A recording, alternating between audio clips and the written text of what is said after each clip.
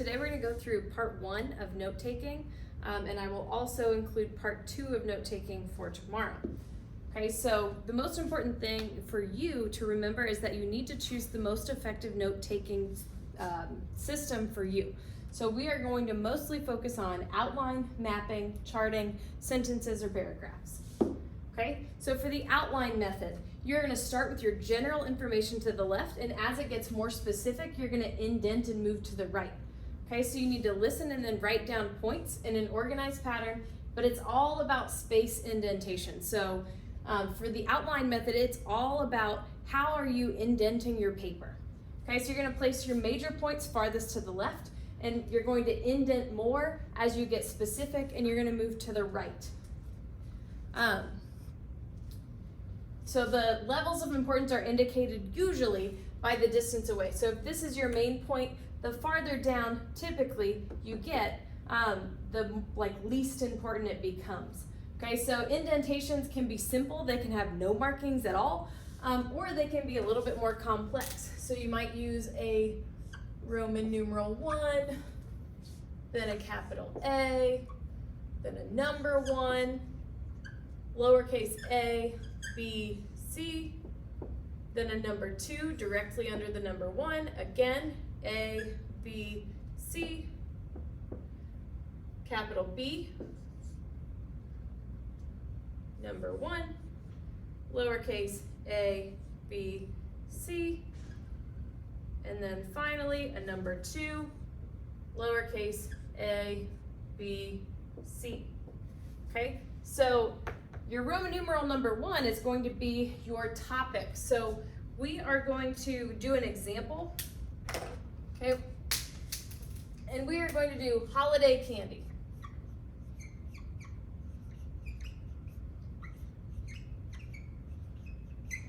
Okay, so let's choose Christmas and Halloween. Okay, if we needed to break candy up into exactly 2 categories, we would maybe use chocolate and non-chocolate. So for number 1, I'm going to put chocolate, number 2, non-chocolate. Okay, then number 1, again, will be chocolate. Number 2,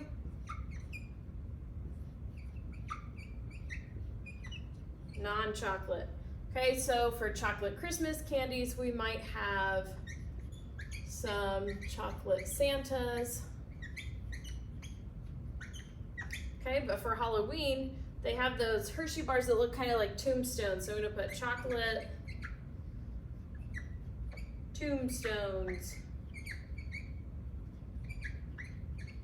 Okay, so then another chocolate for Christmas could be, the peppermint bark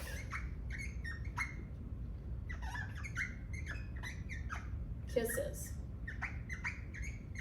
Okay, and then for down here, the pumpkin spice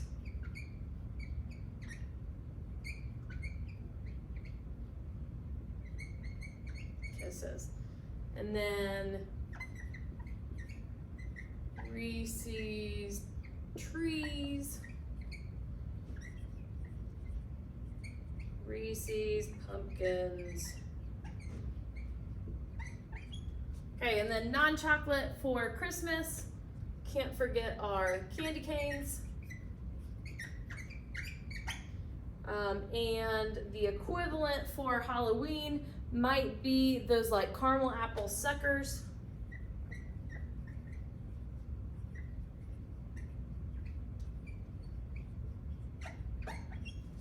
Okay, and then for another Christmas non-chocolate, let's do peep trees. Okay, so the peeps that they make to look like Christmas trees. And then non-chocolate Halloween, because it matches up, let's do peep ghosts.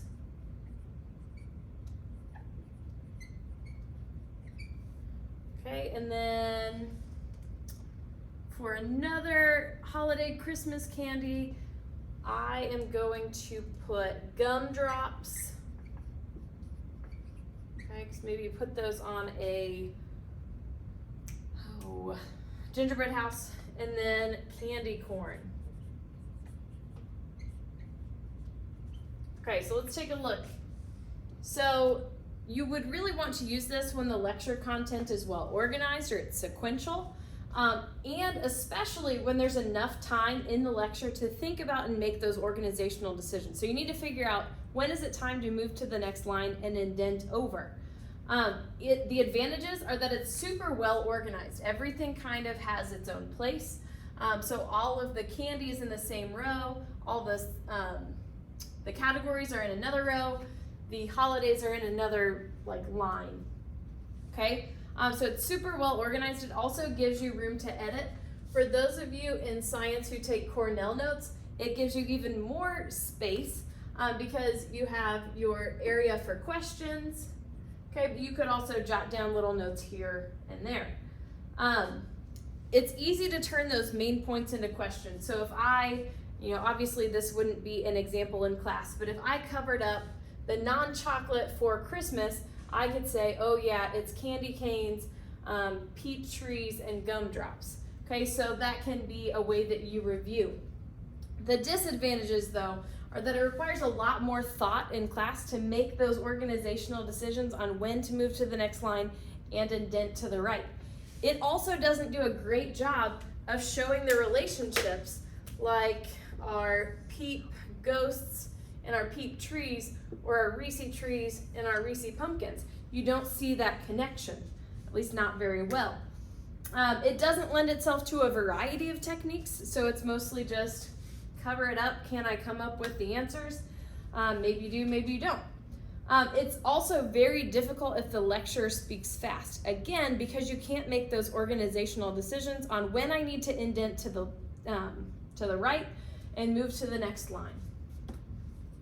Okay, here's another example. I like ours better though because it's more fun. Everybody likes candy. Okay, so the next one is going to be the mapping method.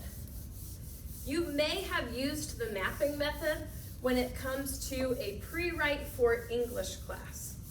Okay, so for this one, you're gonna start in the center. Okay, so it's a graphic means of representing information, and it's going to relate each fact or idea to other facts or ideas. Okay, but you're gonna determine what is the subject, what is the topic that I'm trying to cover. For us, we are going to make one for football teams. Okay, so I could break this up into a couple different categories. I have high school. Okay, they have football teams. College. Pro. Okay, so I have my topic in the center, and then my subheadings, okay, those right there, are then one more step out. Okay, so they relate to the topic, obviously, so we draw lines out from the center. Okay, as additional facts are presented that relate to the subheadings, you branch off of the subheadings. Okay, so for example, my first school that I taught at was Milan, and they were the Indians. Okay, then I went to Batesville, and they were the Bulldogs.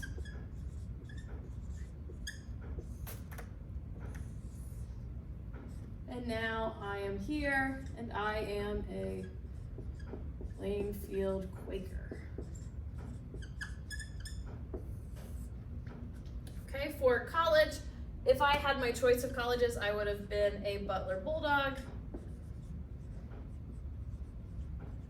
Unfortunately, they didn't have my major, so I had to become a Ball State Cardinal.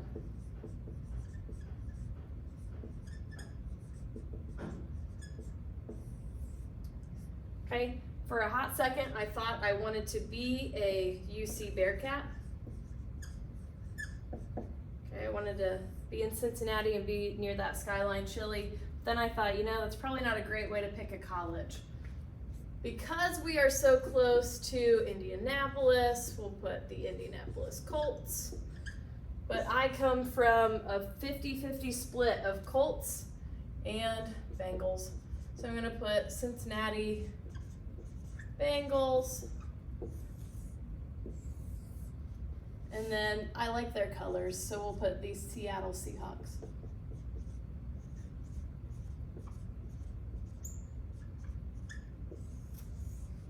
Okay, but it doesn't have to stop there. Okay, we can continue adding more stuff. We're gonna stop there for right now.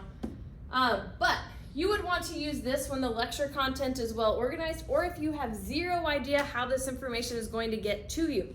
Okay, so if you have a guest lecture, if you have no idea how the information is going to be presented, this might be a good place to start. Okay, it is effective if you're mainly a visual learner, so it's really easy to kind of see how things relate to one another, and it helps you to keep visual track of the lecture. Okay, you can also show relationships between different things. So some of these are going to be a little bit of a stretch, but Ball State Cardinals, Seattle Seahawks, hey, they're both birds.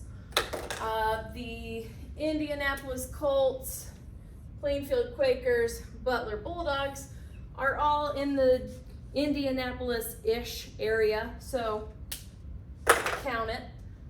Cincinnati Bengals, UC Bearcats, okay, it's a connection, they're both Cincinnati. Batesville Bulldogs, Butler Bulldogs, both Bulldogs. Just so we don't have the Indians feeling left out, we can go Indians to Quakers because they're both people. Okay, people like human beings as the mascot. Okay, so you could then cover up those lines and be like, how are the Ball State Cardinals related to the Seattle Seahawks? Oh yeah, they're both birds. So you can use that as a review or memorization technique. The disadvantages though are that it can get visually overwhelming, especially if you draw those additional lines to connect certain things together. One more disadvantage though is sometimes we have our topic in the middle and we don't know when we're jumping to another subheading or if it's just a detail related to that subheading. So before you know it, everything relates to the topic. So instead of having something that looks like this that's a little bit more organized, we have like a lot of information just radiating out from the topic, and it's not super organized. There's another example. The next method is going to be the charting method. Okay, so the charting method is my preferred method of taking notes. When I was in college, they would give us the presentation ahead of time. I would print the presentation out, take notes as my professor was talking, but then I would go back to the library and I would turn those notes that were PowerPoints into a charting method kind of thing. Okay, so this is where you're going to use columns with appropriate heading labels in a table format. I also like tables. I like how things are like linear, how they all have their own space. It's great for material that's going to be presented in chronological order. So I'm thinking in social studies, when you're talking about the different battles of the Civil War, maybe you go in order or in the order in which they occurred. This might be a great option for that, okay? So we're going to need to determine the categories ahead of time. So you should have your paper already set up when you're going into that class. So we're gonna pretend that we are taking a college level literature class and one entire class is all based on the Harry Potter books.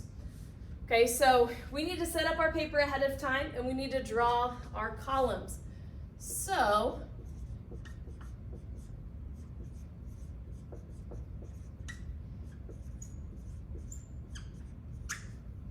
we have Harry Potter books. One of the columns that we might have as a topic would be the title.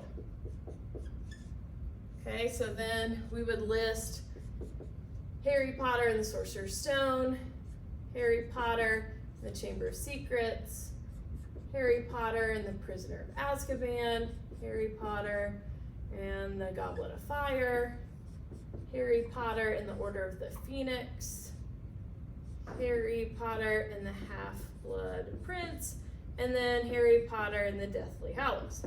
Okay, I don't want you to be sitting there forever, so I just shortened them up. Hope you don't mind. Okay, so then after the title, I bet we would talk about the plot. Okay, maybe the characters. Perhaps the conflict.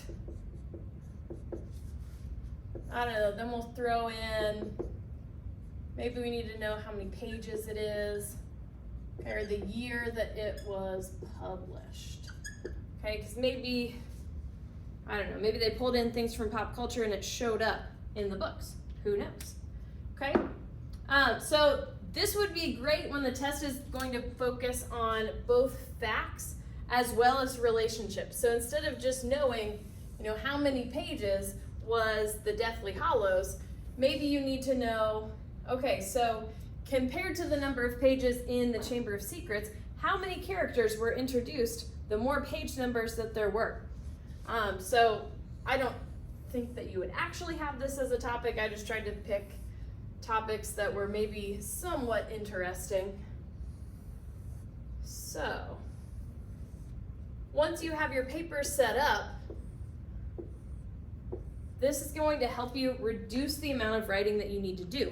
If this were the outline method, for each of the titles, you would have to write plot, characters, conflict, number of pages, you're published, okay? And then your hand would get tired. This way, you get to work smarter, not harder, and you can just plug information in, okay? It's also great because it gives you all of the information on one piece of paper, one document, one thing, one-stop shop, has all the information you need. It provides an easy review mechanism. Everything in this table format is easily transitioned into flashcards, okay? And again, it facilitates both memorization as well as compare and relate. Okay, so you can compare the different books because they're all side by side.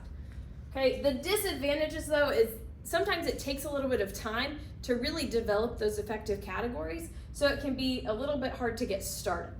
Okay, you also have to be fully engaged in the lecture. You can't be off in la la land, because if you start writing stuff in and then halfway through the Chamber of Secrets, you daydream and you're like, I don't know, off on vacation and you're on conflict, okay, then maybe you have been in la la land until you get to conflict of Prisoner of Azkaban. You're like, oh, it's time to start writing. And then all of your notes are going to be all off. Okay, so you really have to make sure that you're paying close attention. Okay, here's another example. Sentences and paragraphs. I'm not going to do an example for this, but I, in talking to my classes the last several years, have determined that this is pretty much the default for students taking notes. Okay, so this is recording complete thoughts or concepts. So you're going to write every new fact, thought, or thought, fact, or topic that is presented, but every line is going to be a new thought or fact, and then you're just going to number the lines as you go. Okay, so most of the time, middle schoolers do this method, but maybe they don't number their lines, but that's kind of where it ends as far as, the differences. Okay, so this would be, number one, here's my thought, fact, concept. Oh, here's the second one that they give me, and you're gonna write as much as you can. Okay, for this one, you want to use this when the lecture is somewhat organized, or if it's a lot of information coming at you quickly. It's also great when the instructor presents in point fashion, but not lists. So 3 related points are this, this, this. A lot of times, if it's a PowerPoint presentation, it's already listed in point fashion. So this might be a good leap for you to take, where you just write down what's on the presentation. The advantage is that you get a lot or all of the information. However, you can't really determine what's important and what's not. It's also difficult to edit without having to totally rewrite your notes completely. Okay, so this is what it might look like. Notice they underlined things. They also used abbreviations like info instead of information, TXT instead of text. So however you can, try to shorten this up because this is a lot of writing on this one. Okay, so come back for part 2.